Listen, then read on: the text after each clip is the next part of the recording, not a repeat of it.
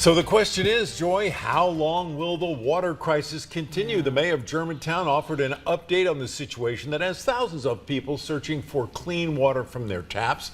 Thank you for joining us. I'm Joe Burge. And I'm Joy Redmond. Action News 5's Walter Murphy joins us live now from Germantown with these important updates answering that question. Walter, is there any end in sight? No, there isn't, Joy, but Mayor Palazzolo did say they are taking samples, but the process of getting it tested isn't instantaneous.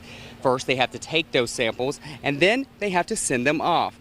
Now, once they get those samples sent away, they perform the necessary tests to see if they contain diesel.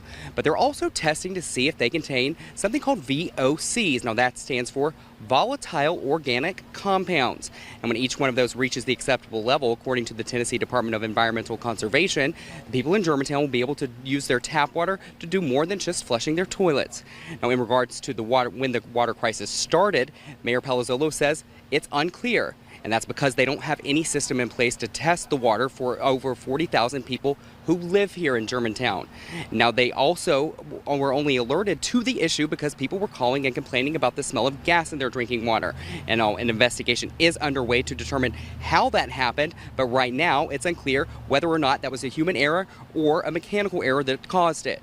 Now, even though 20% of the city's restrictive water usage has been lifted as of 9 o'clock Sunday night, the people who are still being restricted are frustrated, especially those who are out of work because of the disaster. This is our livelihood. Hairstylists, we have to work because we are self-employed. And if we still have bills and expenses that we have to pay for. If we do not work, we do not eat. Now, we did ask the mayor if part of that disaster declaration will cover people who have been without work going on 5 days now, or if it would replace any potential damage to things like refrigerators or water heaters that could have been damaged by the diesel. He says now that will be determined. Another thing he says that will be determined is how many gallons of diesel fuel was actually leaked into the water system. Right now, they estimate that's 100 gallons.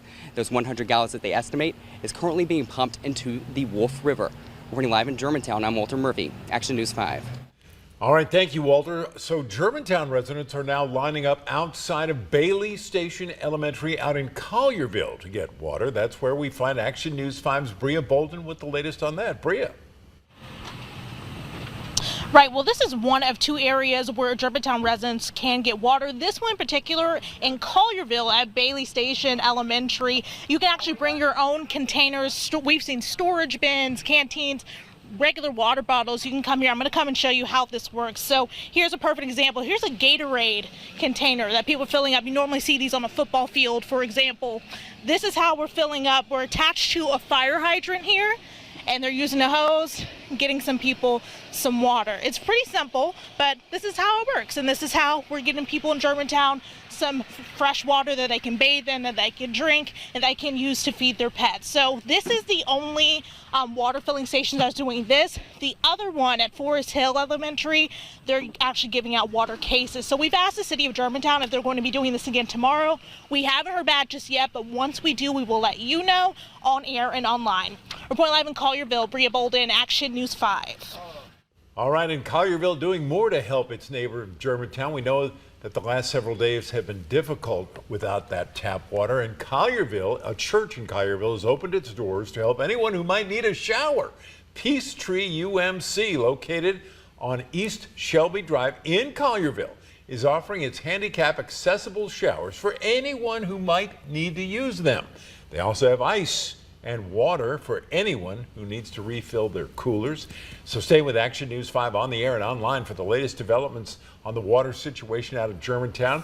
We'll let you know just as soon as conditions are safe for everyone to use that tap water for the city again.